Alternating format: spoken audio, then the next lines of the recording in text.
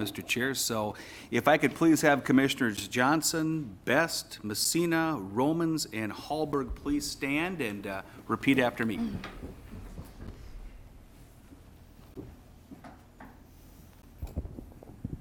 And please raise your right hand. I state your name. I, Emily Best, Do affirm do affirm that I will support that I will support the Constitution the Constitution of the United States, of the United States, the Constitution the Constitution of the State of Minnesota, of the State of Minnesota, and the Charter and ordinances and the Charter and ordinances of the City of Hastings, of the City of Hastings, and that I will faithfully discharge and that I will faithfully discharge the duties of Planning Commissioner the duties of Planning Commissioner for the City of Hastings, for the City of Hastings, Counties of Dakota and Washington, Counties of Dakota and Washington, and State of Minnesota, and State of Minnesota, according to the best according to the best of my ability and understanding. of my ability and understanding. Congratulations, you are sworn in.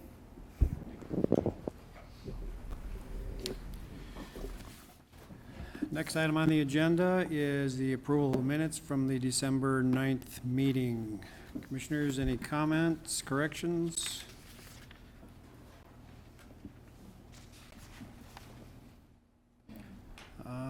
Hearing none, do I hear a motion to approve? Make a motion to approve. Motion to approve, second. I'll second. Motion approved and seconded. All in favor say aye. Aye. Opposed, nay. Motion carries.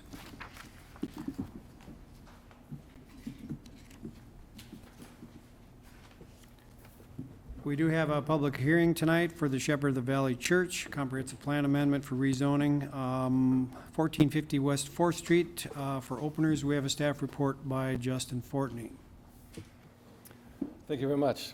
The applicants have stated the purpose of this rezoning is to sell the eastern half of the site for development of townhomes compatible with those in the area. They added that this decision was made since the land is not needed for their church and there's a lot of property to maintain. Churches are allowed in virtually all zoning districts, and rezoning the entire parcel provides flexibility for the exact portion of property to be sold. The applicant said they have no intention of changing the use of the western half from a church now or in the future, even if they were ever to leave. The applicant provided a concept plan that illustrates what could be developed on the site. However, there are a number of products and configurations that, besides the applicant's proposal, that could be developed if the property were rezoned. If the proposed R3 rezoning were approved, the ordinance would allow up to 17 homes on 2 acres of land. This density would likely not be achievable due to the shape and size of the parcel, or shape of the parcel, and with the necessary improvements, including road, stormwater requirements. And based on their concept plan, and some of the density of surrounding homes, they would likely fit 10 to 14 homes on 2 acres. The current R1 zoning allows for half of that density. The area is zoned predominantly R3 PRD, which allows the same density as proposed. But in a PRD, the overall density may be shifted to certain areas for higher density in some locations, like the Whispering Lane Heights condominiums, and lower density or open space in other areas. Here's some photographs of the property. This top one is from the corner of Whispering Lane and 4th Street, and the bottom one is from 4th Street, looking directly at the church and to the east. And this photograph is looking at the property west from Whispering Lane, the driveway on the left. This is a fuzzy picture from the comprehensive plan future land use map that shows the future guided land uses of different areas. The proposed parcel is blue with the red star on it in the center of the screen. The comprehensive plan guides the property as institutional. The surrounding property is guided as medium density in orange, low density in yellow, and high density in brown. Green would be parks, and red is commercial. It's not related to this application, but the applicant did apply for rezoning of the site a few years ago to facilitate a gym in the basement of the church. Despite the future land use map guiding that property as institutional, the request for institutional was denied based on the possible uses of the district from concerns of the neighbors and council. Uses that are allowed in the institutional zoning district include government buildings, hospitals, education facilities, community gymnasiums, and fitness centers. They did move forward with the gym in the church, but as an accessory to the church use itself, which is allowed. Although, staff believes that medium-density residential for the future land use map would be consistent with the area and would be appropriate. And also, since the city and the neighbors have not been supportive of institutional zoning, it may be more appropriate to guide the use of the property for residential use rather than institutional.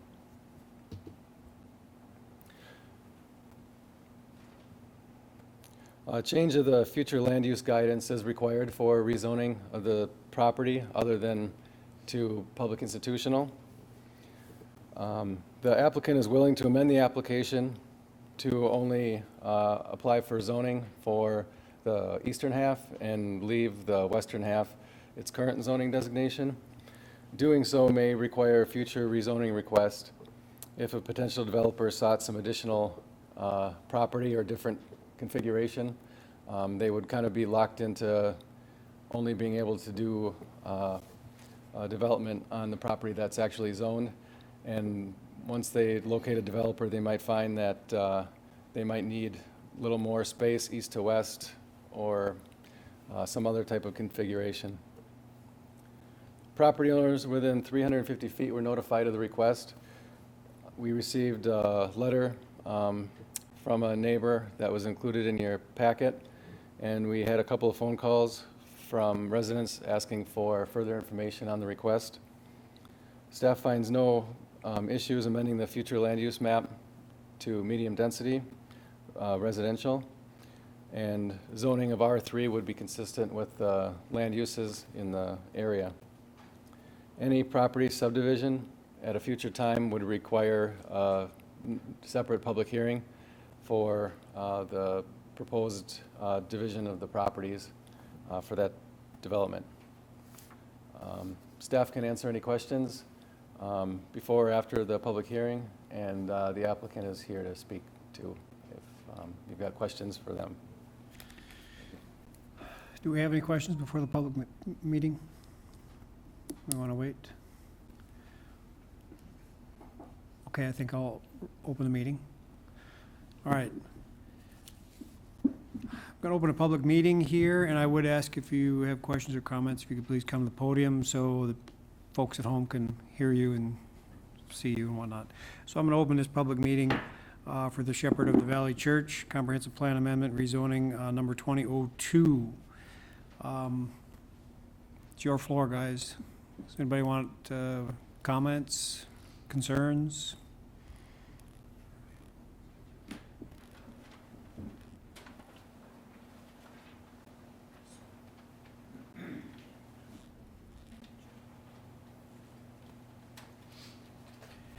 And if you could please introduce yourself and your place of residence. Okay. My name is Robert Wellemeyer. I live at 365 Summit Point Court. I previously was a representative from Hastings to the refinery for 6 years to tell what the results of the refinery was doing at Hastings. I'm really appreciative of receiving the letter from the Planning Commission informing us of the rezoning, and I thought that was really nice. My concern with the proposed rezoning of Shepherd of the Valley during the subdivision of Shepherd of the Valley and the church building. Now, it's going to still be zoned for a church, then half the property? Church is allowed in virtually all zoning districts in the city.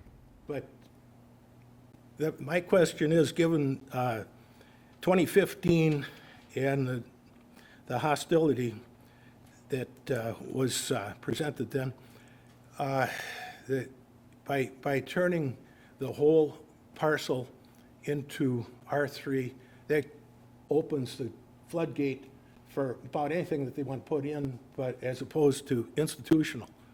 And so that's my question.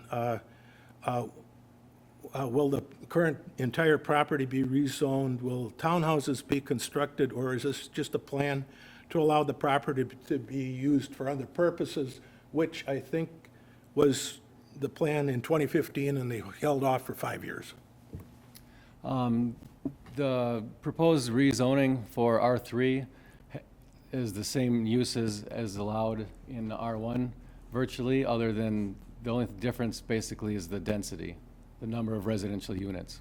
But then but now it's institutional, and it's not. No, It isn't no. They were proposing institutional a few years ago, Yeah. but that wouldn't, institutional zoning district would not allow townhomes. Okay, so the blue on the map isn't accurate. The blue on the map is what the city's 2030 comprehensive plan future land use map shows. The guided land uses for the city going forward are in that comprehensive plan, and it was guided for institutional zoning. Mostly that was based on the fact that it was used as a church, which is very similar to an institutional zoning district. That wasn't something that the applicants had any hand in. It was just what our comprehensive plan has always shown. Okay. Now they're proposing to amend that comprehensive plan to medium-density residential. And is there any way of assuring that it would be still medium-density residential, or, it's only a proposal for the 12 townhouses that are listed on the drawing. Is there a financial plan? Is there a builder involved, or is it just picking something out of the sky? And that's the question. And thank you. Mr. Chairman, what I'd suggest. Thank you. What I'd suggest at this time is that we take comments from the public hearing, let anyone from the audience address the planning commission who would like to do so, and then we could take notes of questions along with the applicant as well, and then we can address those questions at that time. Would be my suggestion on how to proceed with this. Another point of clarification that I just want to address here. I know it's a little bit confusing with the two actions we have before us tonight. One deals with a comprehensive plan amendment, which is essentially, we have a document that states what we look to the future of a property to be used at. And then we have the rezoning, which is the actual legal definition of it. We're looking at changing both of those tonight. For one of them, we're looking at changing the zoning to the R1 to R3, and for the comprehensive plan, that planning document to change that from public institutional to medium-density residential. The one clarification I would like to make at this moment, if I could ask the applicant, our understanding is that the application itself would be amended to just include the eastern half of the property. Is that correct? That's correct. Okay. I have an amendment that Okay. I'm going to read in. Okay, thank you. I just wanted to make that clarification for all present here, and I'll cede the floor. Thank you. So, the question is, do we want to have the owner address? Maybe we'll start there. Maybe we can quell some of the questions or concerns.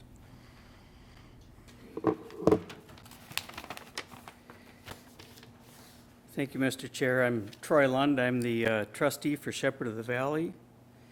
And I have an amendment that we'd like to request to the zoning application that we submitted. I'll just read it. We are requesting amendment to the application Shepherd of the Valley Lutheran Church has submitted to amend the zoning and comprehensive plan for our property at 1450 West 4th Street. Our amendment request is to limit the R1 to R3 zoning change to only the portion of our property that is planned for a future townhome development, with the remaining portion of the property that includes the church building to remain as R1. And I have that written. I can. Okay. Thank you, Mr. Lund.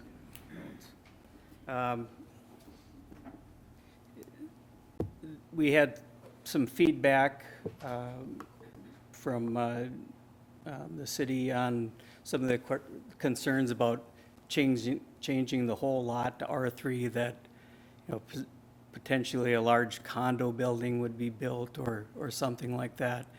Our sole purpose is to divide off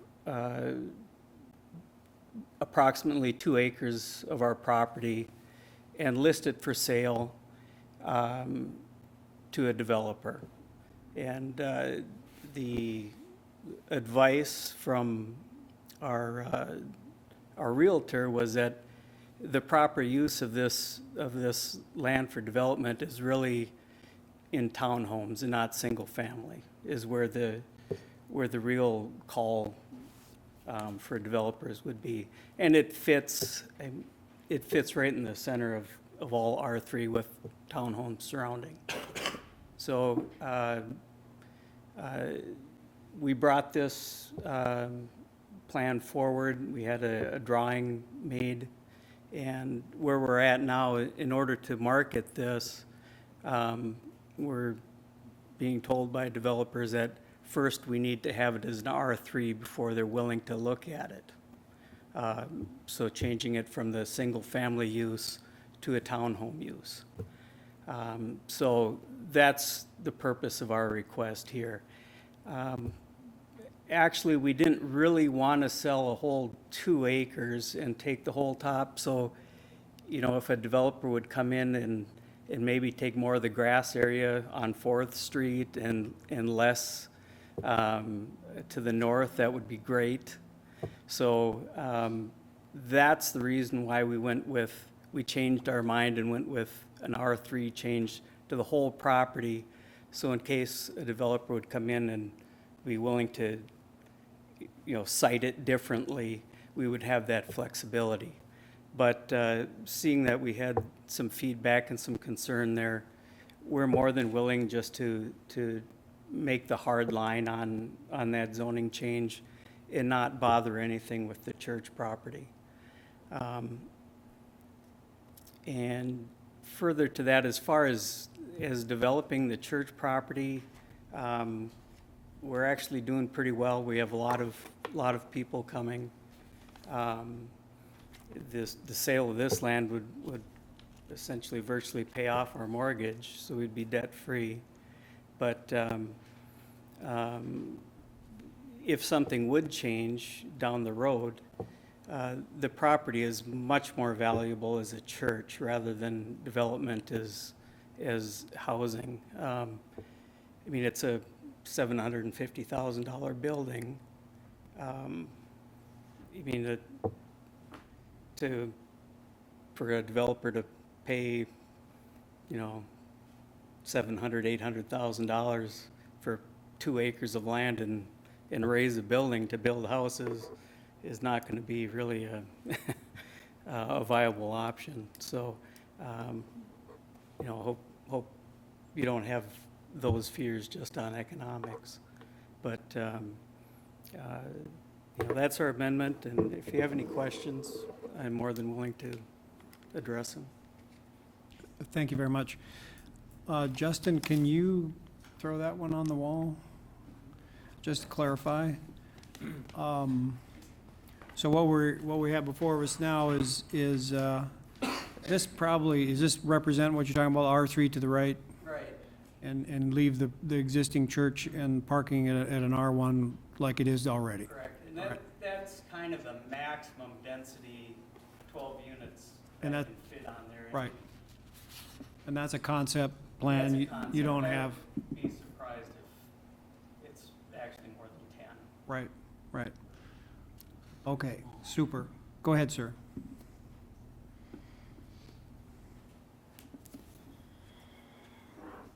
My name is Leonard Graham. I live in Summit Point Court. And my question and worry is, can a contractor come in and buy this from the church and then decide to build 2 or 3 stories with that R3? That's a big concern. That's my only concern.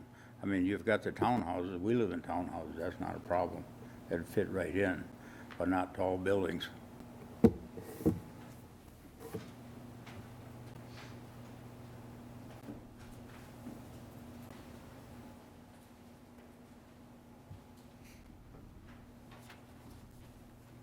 I'm Jenny Thomas. I also live on Summit Point Court. I have somewhat similar concerns to the last gentleman, but I'd like to add 2 other comments. One is that the upper parking lot of the church would be cut in half.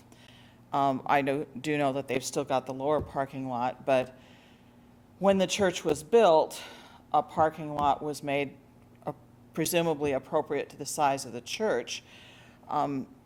The smaller parking lot might be adequate for a Sunday service, but what about a wedding or a funeral or something of that sort? I'm concerned about their losing over half of that upper parking lot, about 55% of it. The other is that on 3 sides of this property, there are townhomes in an R1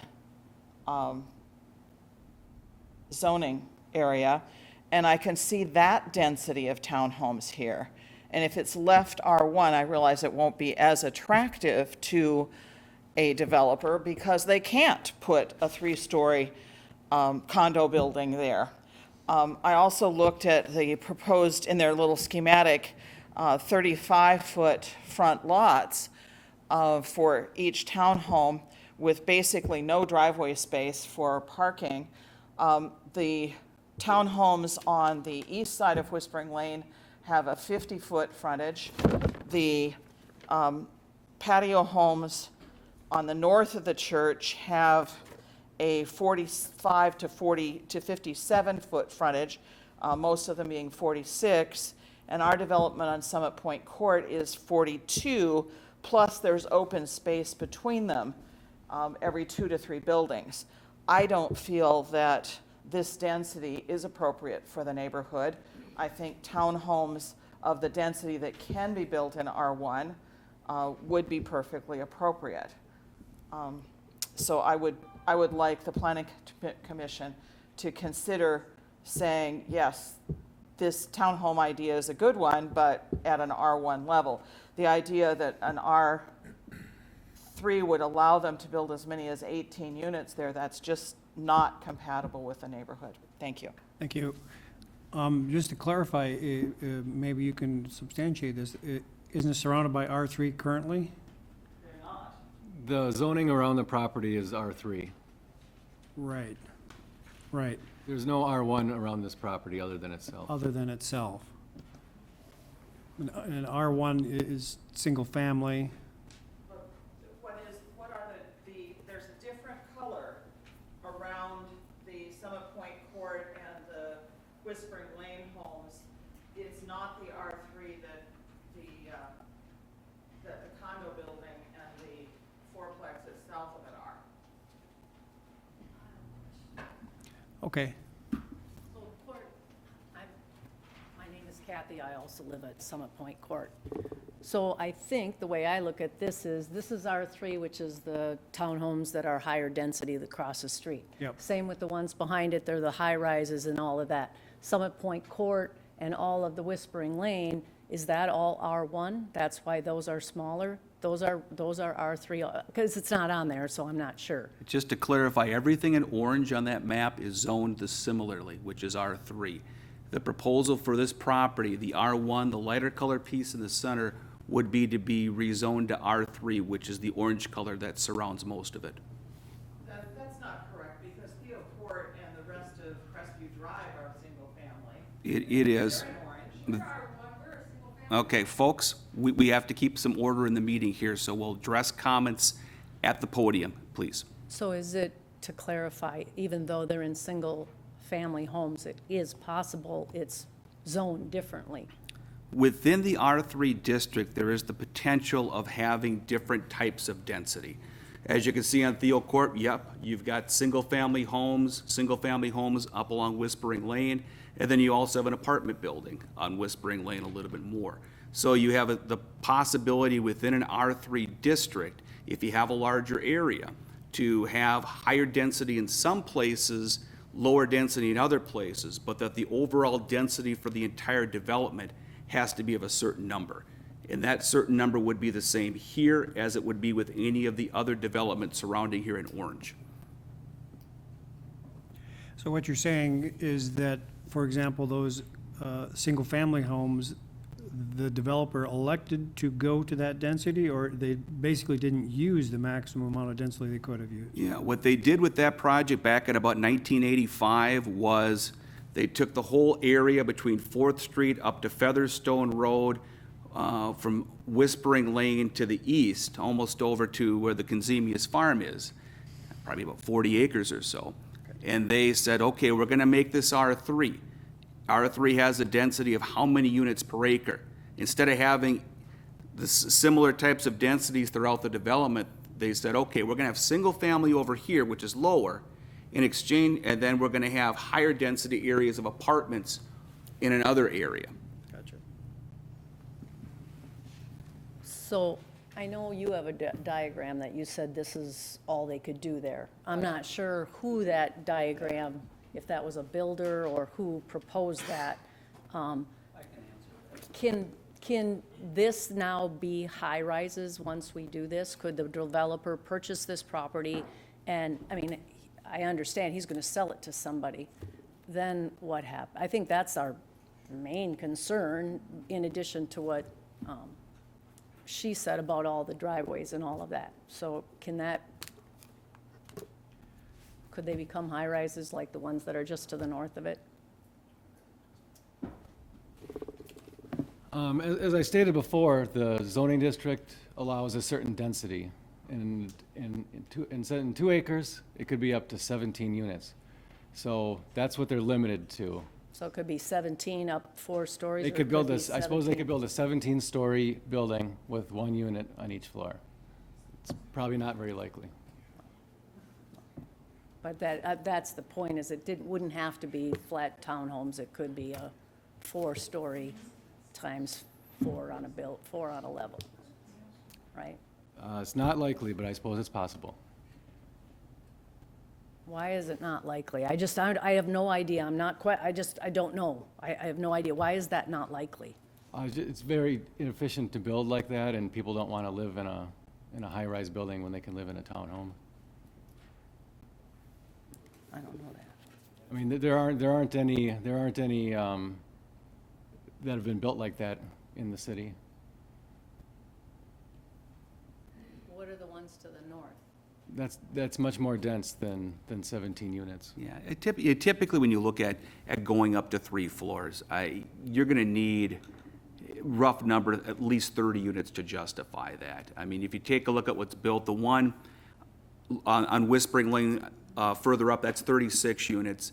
The ones that are along Highway 55, Balls Drive, that were built 10, 15 years ago over by the middle school, those are probably 30 to 40 units themselves. I mean, so you were saying on that property, 17 units. Theoretically, yeah, I mean, you could go up, 4 stories on there, I suppose, but from a practical building standpoint, I don't see how any builder could make the numbers work on that. In order to go up to that height, you really would need to have more units to justify it. Okay, I didn't know that. I always thought Okay.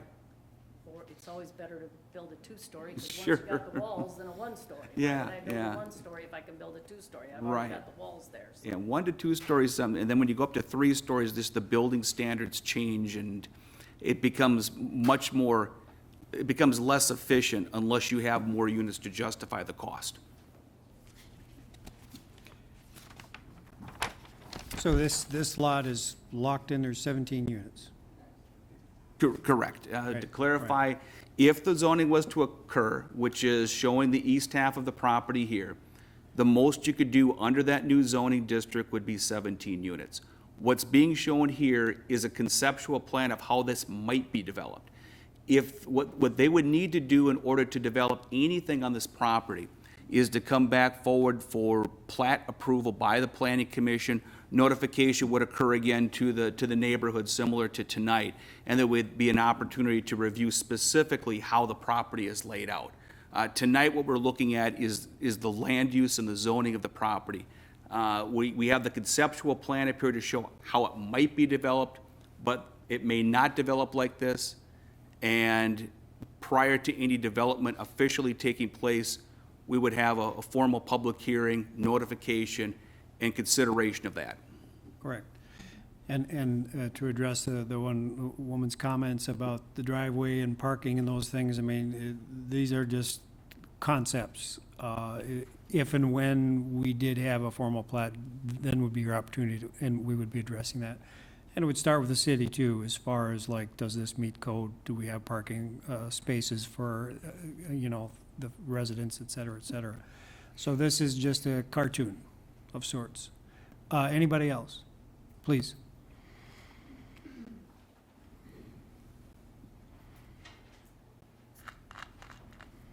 Hi, my name is Arlene Wellmeyer. I live at 365 Summit Point Court. And my husband just passed this to me, asked me to submit this. This is a 23-bedroom, 12 two-bedroom, and 9 one-bedroom apartments. So that would be 32 plus, this would be 40 apartments in a 4-story building in St. Paul's North End.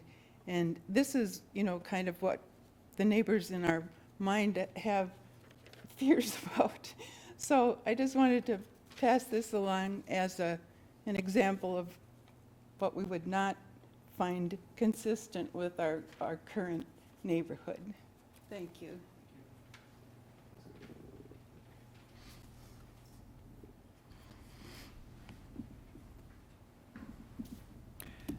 Anybody else? Please.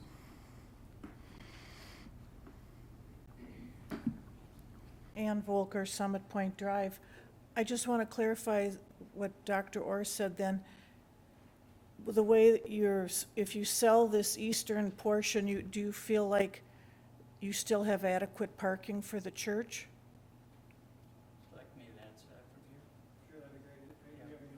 No, that's my question.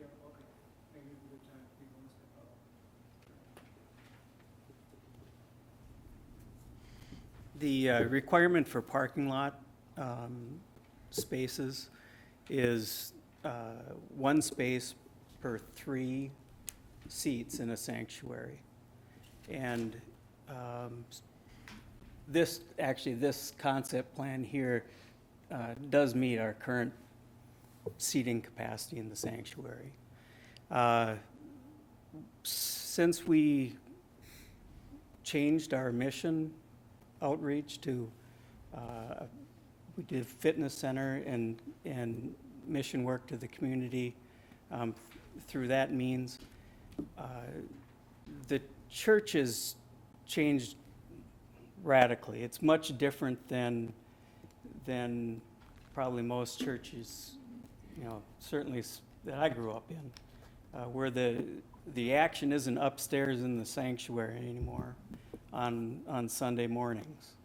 I wish it was, but the mission outreach to our congregation is at all times during the days in the lower level and through Bible study and working with new Christians as opposed to a Sunday morning at 10 o'clock at church service, which we do have. Our parking lots are in rather poor condition. You know, we need to replace them probably in, 3 to 5 years.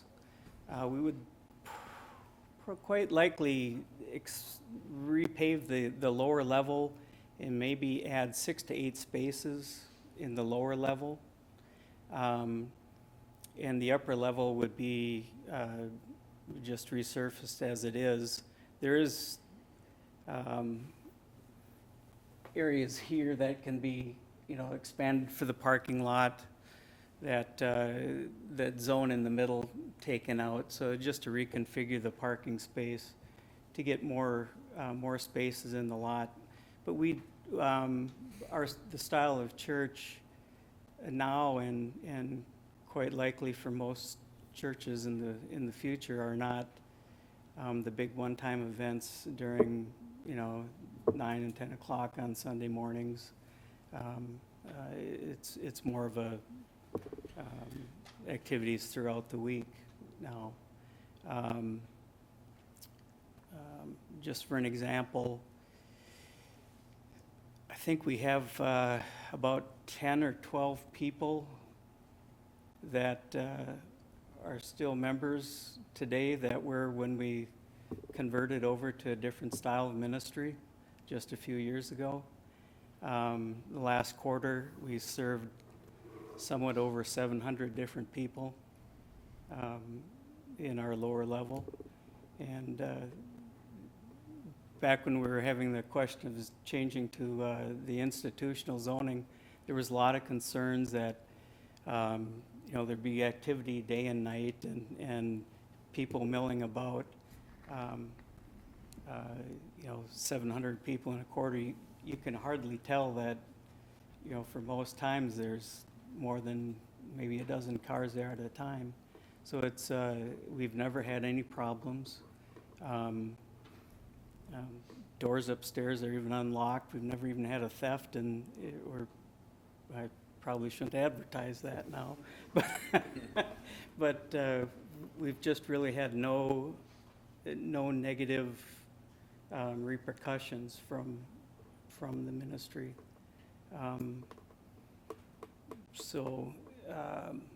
Again, our goal is just to sell off the portion of the land that we've been maintaining for 30 years and really not using, and we don't need. And the plan that we have up here is just a concept plan. We're not in the developing business. We just want to sell the land. And the next phase would be a developer that would come in. And if they wanted to build a 17-story, 1 unit per floor, they would have to go back to these people and get approval from all of you. And I don't think that'll happen. With the 2 acres we have left, it isn't enough space to build a multi-unit building in anyway. I mean, it just isn't. The numbers don't work doing that. So that's why we changed from the whole parcel, 4 acres, 4+ acres to R3, to just the approximately 2 acres to R3. So hopefully that will allay any fears of negative building consequences. But to that, we're going to sell the property to somebody that's going to develop it. If they come in with some crazy notion, I mean, it's out of our hands at that time. But I certainly think that any developer would build something that fits with the neighborhood. Otherwise, it would be a risky development to begin with. So if there's any other questions, I'd be happy to answer them. Thanks. Thank you. Any other comments? Go ahead. No, you go ahead. I'm Cheryl Crosby. I live on Summit Point Drive, and I was just wondering what type of effect the ponding basin on 4th Street would have with this additional property being developed?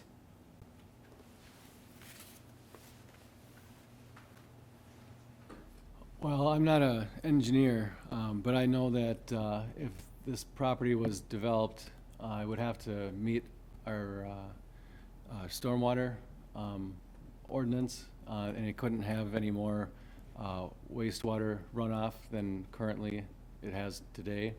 So they'd have to develop some stormwater detention ponds on the site and treat water runoff for clarity and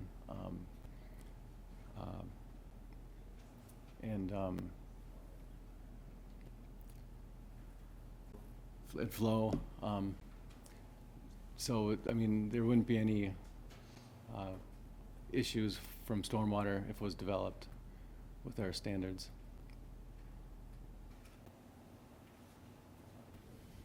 Sir?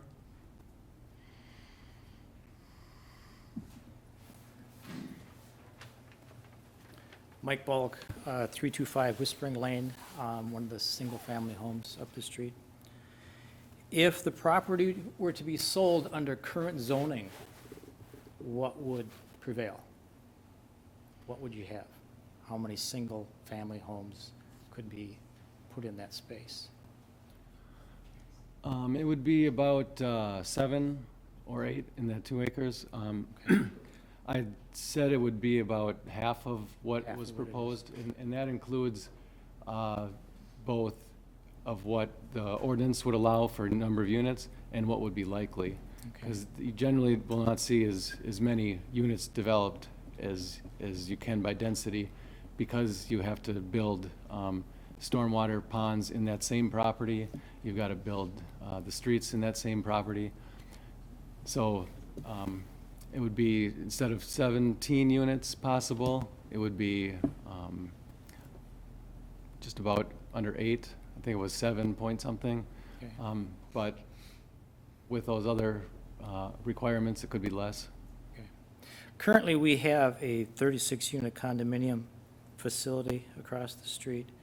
We have, 17 townhomes across the street. There's also zoning for an additional 36-unit north of the current facility.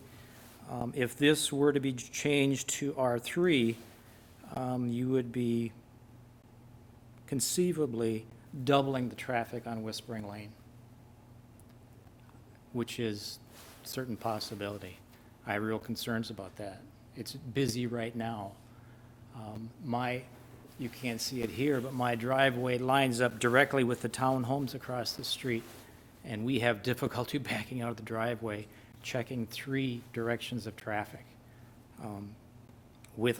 I understand the design is not in place, but if that were to exit onto Whispering Lane, you're going to have additional traffic issues.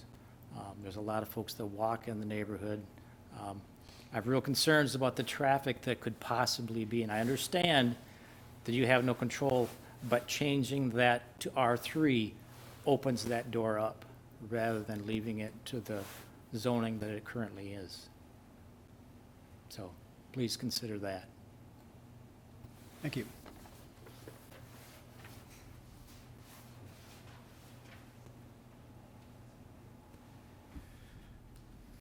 Anybody else, comments, concerns? Please. I'm going to go back to the parking lot again, just because it's now, I'm curious. I mean, that is the church that is there now.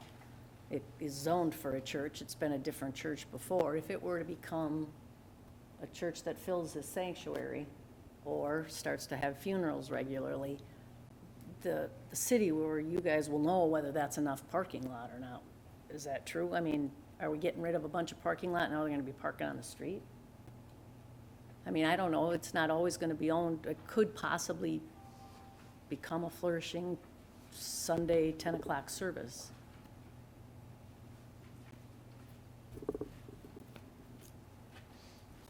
And when we take a look at the zoning code on that, anything that would happen on the property here, if they were to develop the land to the east there. The parking lot as shown here would be compromised in that. They would have to go through and meet the requirements of a current parking code, which is, as Mr. Lund had pointed out, is 3 seats or 1 space for every 3 seats based on the design capacity of the sanctuary. So I understand churches operate differently, but that ordinance requirement would still be in place. So even though property shows, the map shows here that the part of the parking lot would be gone here, we would have to go through an analysis to make sure that they're meeting the parking code prior to anything like this being developed. But for tonight's conversation to change the land use and the zoning, it's really not part of the conversation.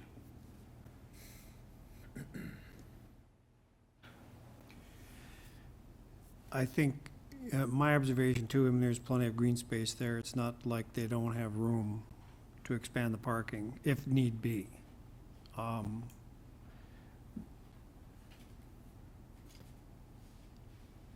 So I don't know if that's not gonna, any other comments?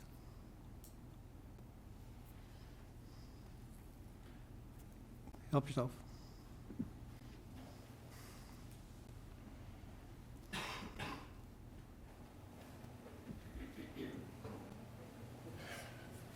Robert Wellemeyer, Summit Point Court. A thought came up about this parking lot, thinking about the Methodist Church and the water mitigation and the thousands of dollars they put under their new parking lot. Is this really going to be economically feasible? And will the city allow a change of that parking lot to meet the needs of the limited size church and not go into hundreds of thousands of dollars like hit the Methodist Church? And is that going to put a crimp in your future church, which is going to sink you? Thank you. Just let you know, we're considering converting some of our sanctuary space to a classroom. So rather than growing our sanctuary space, we're looking at shrinking it. So, and the other thing is I did do analysis on that. If you could come up to the podium, thank you. The amount of green space that's available for a parking lot, just reconfiguring that, we can exceed the number of spaces that would be removed by that plan there. And just to also clarify, this is a concept plan. It doesn't mean that this whole site would be sold. Initially, leaving the R3 for everything, we were looking at maybe selling more of the green on the bottom and keeping the top and the parking space, but it really isn't needed. And in rebuilding our parking lot, we don't need to rebuild in the same spot. We can reconfigure anyway, since the parking lot is it's deteriorated to the point where it needs to be removed and replaced, not just overlaid. So parking is,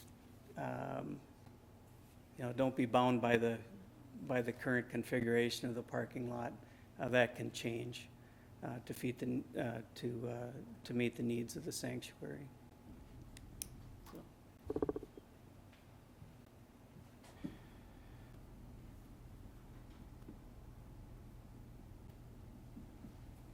Any other comments? Okay, I think, hey, come on up. Can you come up to the podium, please? It's for the people at home, so they can hear what you're saying.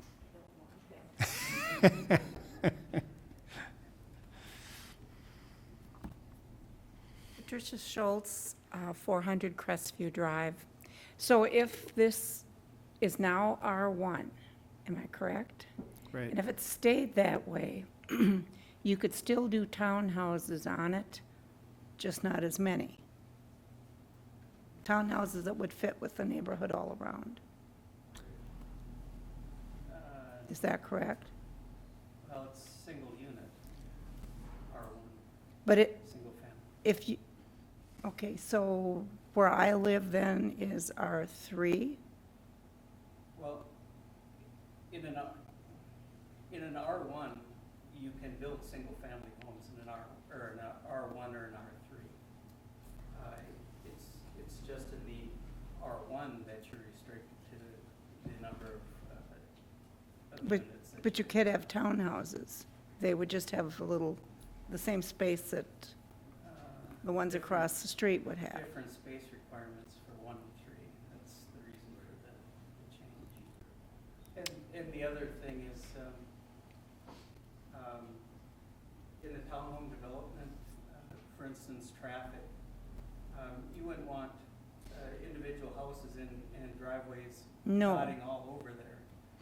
With the townhome development, we have, the developer can put in one driveway entrance, like on this Correct. schematic here. And what's up there now on the parking lot, that would have been removed on there.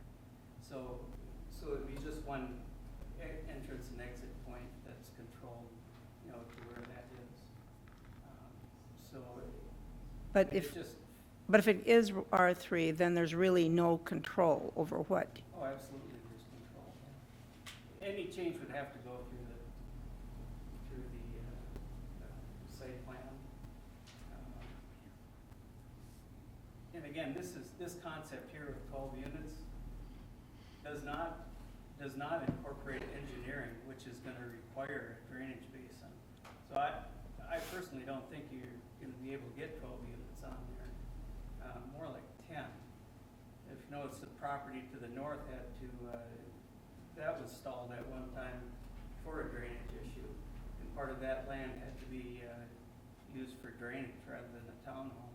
And I assume coming downhill, the same issue will be on this parcel where a lot of that land on the corner probably would be used for a ponding area. But no guarantee, Well, it has to since pass it's out of engineering. your hands once you sell it. Correct? No. The city would have to approve any building on it. Thank you. Anybody else want to state their concerns or comments? All right. I think what we'll do is we'll close the public hearing. And commissioners. John, maybe you can, or Justin, the R1, R2, R3 talk. What, we've talked about R3, we know we can get maybe 17. We know there's restrictions with the reality of getting driveways and houses and stormwater management in here. You probably wouldn't get 17 out of this. R1, we're talking about maybe 7 or 8, and that seems super high because you'd have to have a driveway and a road for each lot. It's single family. What, if anything, does an R2 do? If I'm just throwing it out there. I mean, Well, aside from having the required density that I said goes with each district, there's also minimum lot sizes. okay. And so there's density requirements based on the zoning that we've already discussed. But the other difference in the zoning districts is going to be minimum lot sizes. And so if you wanted to build townhomes in a R2 or R1 district, you're going to have fairly large lots based on the minimum lot sizes and widths. So that's why you don't see townhomes in those districts. You could see single family in a R3, but you really couldn't see a townhome in an R1 because of the minimum lot sizes that are so large.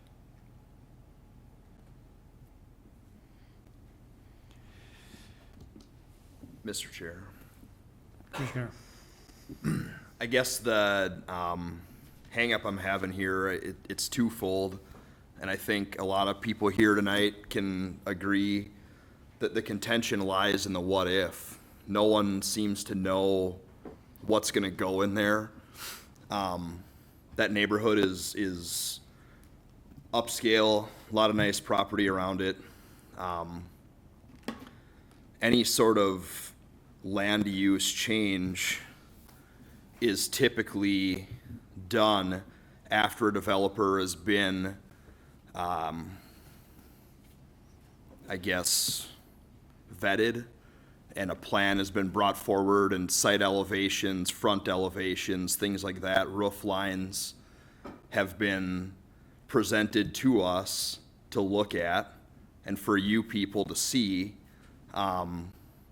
Right now, in your own words, we're looking at a cartoon. We don't even know what's gonna be there. And I would be remiss to say that I'm not concerned about the potential ramifications this decision would have on other areas of town. We're asking to amend a comprehensive plan. A lot of work goes into those plans. That's a roadmap to where the city is going in the future. And I'm a little concerned that we take this piece of land that's R1 and amend it to an R3. Around where I live in Wyndham Hills, it's all R1. So what's to say a developer doesn't catch wind of this, and this sets a precedent for R1 becoming R3. I didn't build a house in Wyndham Hills to be surrounded by R3, potentially. So in a nutshell, I think the cart's a little bit before the horse in this situation. I'm not at all against the development. I don't think anyone here is. I think my hang-up is lack of information. I don't know what is being approved. I can't support something if I don't know what it is I'm actually supporting. So I'm not in favor of this. Commissioners?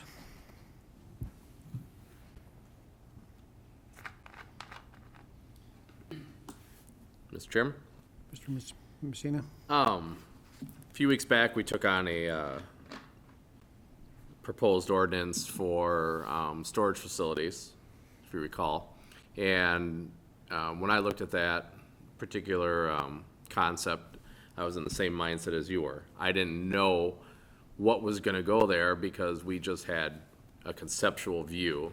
And when I looked at that concept, I got so wrapped up into that particular conceptual idea that I didn't look at the big picture. And you know, I look back on my decision then, and what the city council ultimately decided to do was pass it.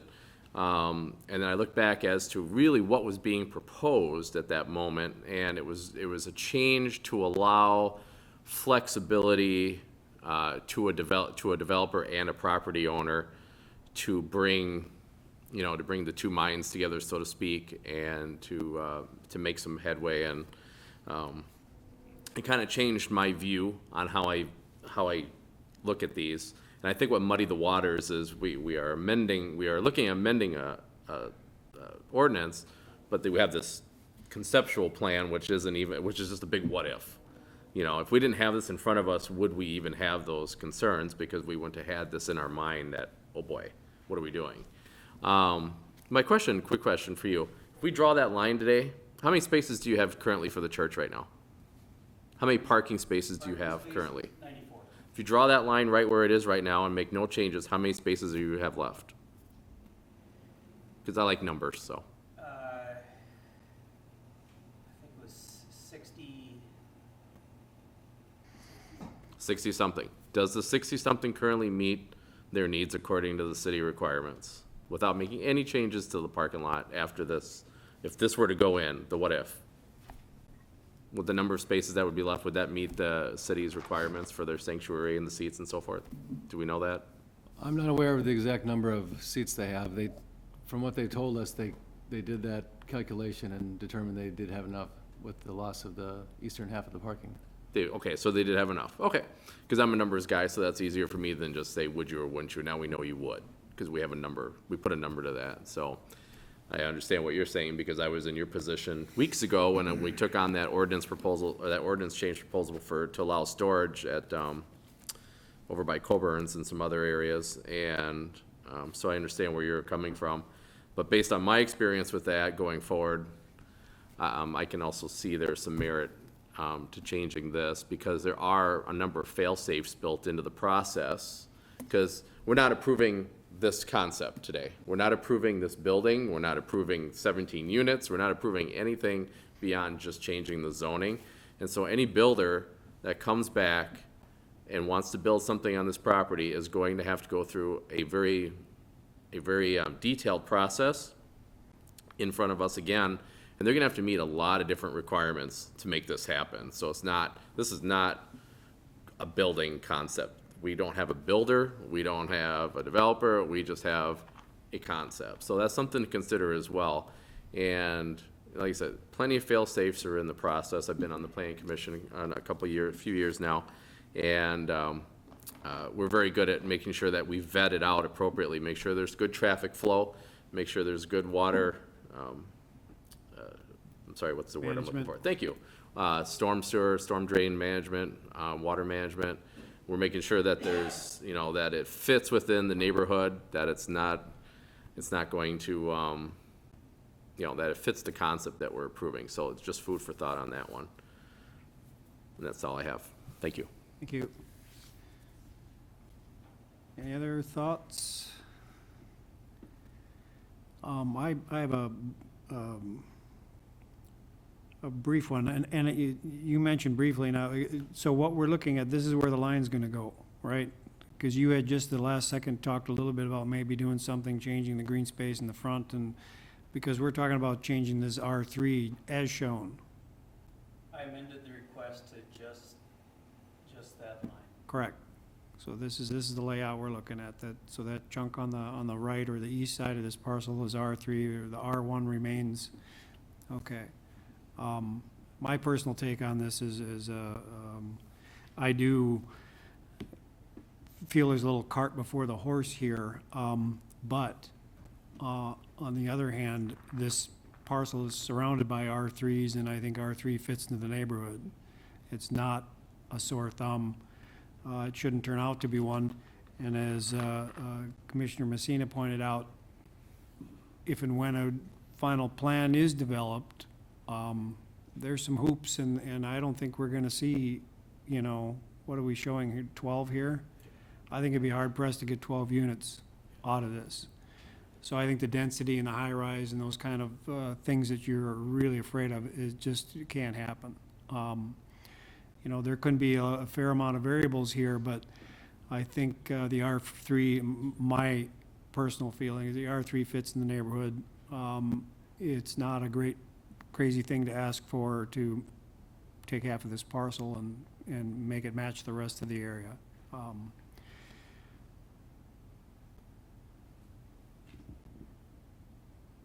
I'm trying to look at my notes here. So anyway, that's my 2 cents. Anybody else? Comments? You want to make a motion, or? Mr. Chair, one more thing, Sure, if I go may. for it, Mr. Even if it stays R1, you're still free to sell it, correct? Oh, sure. Yeah, you could still sell this, and they could still build single-family homes in there. Maybe not as many, but you're gonna sell it.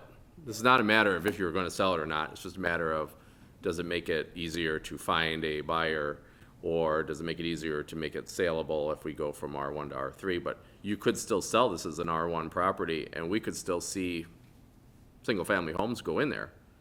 So this is not a, can he build or can't, or isn't nothing gonna be built on there, or is it not gonna be for sale? It's going to be sold, or it's going to be for sale at some point. It's just a matter of under what premise it's gonna be sold for, am I correct? Correct. The Right. value for single-family homes in kind of an odd space like that. Right, but I'm just saying, you still could sell this off, and something could be built there. And if it stays R1, something under the R1 could still be built there. So there's your what if. So we're not preventing the sale of the property. It's gonna sell. What we're just saying is what could be built there and what do we have in place to make sure that what's built there is appropriate for the neighborhood. So I just wanted to clarify that the sale, the trustees are going to sell this property regardless of what happens tonight at some point. Just depends upon what we decide as far as what the new developer is going to be able to put there. Correct. Am I correct? The response from our realtor in speaking with developers is they want to know that it's past a hurdle for R3 because they're going to want to put townhomes to fit the area on it. Correct, Less desirable as single-family homes, correct, but more like townhomes that match what's across Whispering Lane. correct. But you could still sell it under R1 if you needed to. Yes. And that would be something it's gonna happen at some point, just a matter of under what premise it happens. All right, thank you. That's all I have, thank you. Thank you. Well, I would entertain a motion, and so we have two steps here, that's one of which is the changing the comprehensive plan amendment, second of which is rezoning to R3, if that's what you're suggesting. These things kind of just sort of happen simultaneously, don't they, and for all practical purposes? Mr. Chair, you can either take both under a single motion, or you can have a motion for each individually. I'll leave that up to the discretion of members. Mhm. And do we need to reference this particular drawing, or this is understanding that? I would add in any motion that it's based upon the amended application, which is the eastern half of the property. Understood.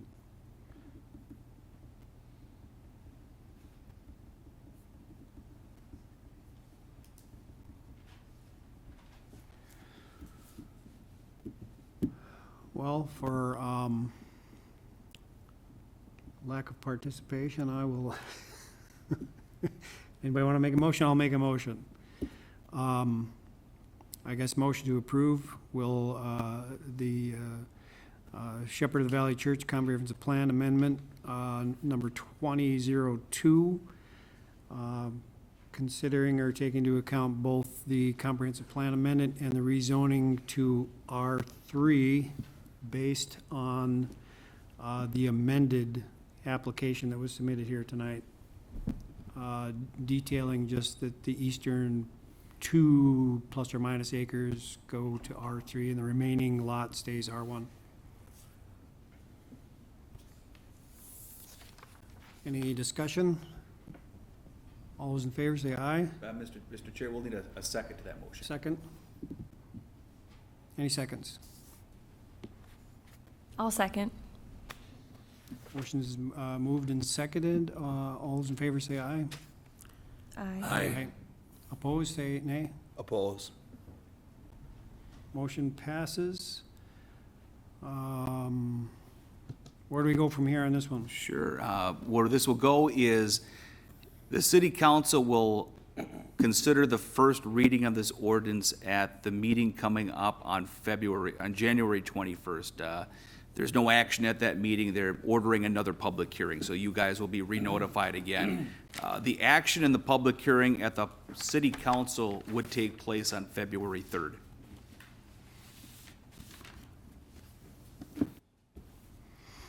All right. Thank you for your participation tonight. It's very valuable. Next item on the agenda, some other business. Other business here. So I want to welcome our new planning commissioners here, Rob Hallberg and Kyle Romans. Good first meeting for them, nice and quiet, easy meeting here. So welcome aboard here. Looking at our meeting schedule coming up, we've got our next meeting scheduled for January 27th. I do have a public hearing scheduled at that meeting to consider an ordinance amendment, so we will be meeting on the 27th. And we have applications coming in here. I know we'll be meeting on February 10th as well. So the next two meetings for sure we will be meeting, and we've got some good information coming forward. That's all that I had. Thank you, John. Motion to adjourn? I'll second. Motion second. We are adjourned. Wow.